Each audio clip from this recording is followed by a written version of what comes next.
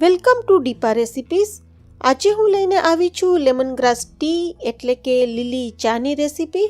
આ ચા મુખ્યત્વે શરદી, ઉધરસ કે તાવ આવ્યો હોય ત્યારે વધારે અસર કરે છે અને શરદીમાં તો ખૂબ જ રાહત આપે છે।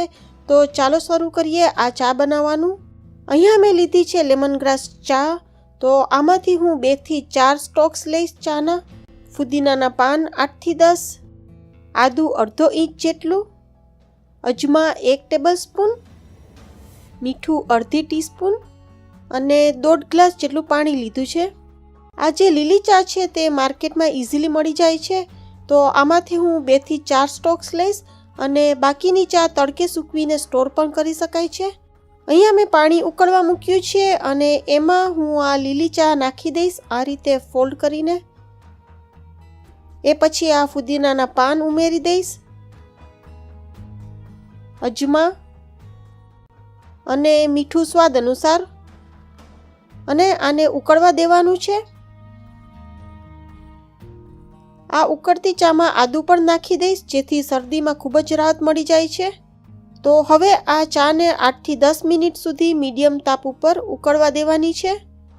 આ ચા શરદી ઉધરસમાં તો રાહત આપે જ છે, સાથે સાથે ડાયજેશન સિસ્ટમ પણ સારી રાખે છે, કોલેસ્ટ્રોલ લેવલ મેન્ટેન રાખે છે અને મોટાપણું દૂર કરે છે। આ લેમન ગ્રાસ ચામાં એન્ટીઓક્સિડન્ટ તત્વ હોય છે જે કેન્સરથી પણ બચાવે છે। તો આ રીતના ઘણા બધા ફાયદાઓ છે આ ચા પીવાના। હવે આ લીલી ચા તૈયાર થઈ ગઈ છે, સરસ કલર પણ આવી ગયો છે। તો આને હું આ રીતે ગાળીને કપમાં કાઢી લઈશ।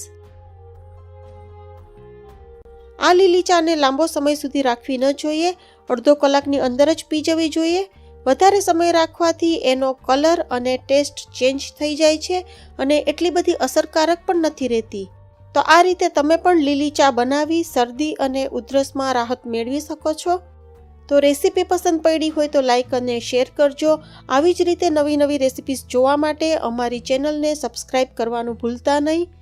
ફરી પાછા મળીશું એક નવી રેસીપી સાથે। ત્યાં સુધી આવજો।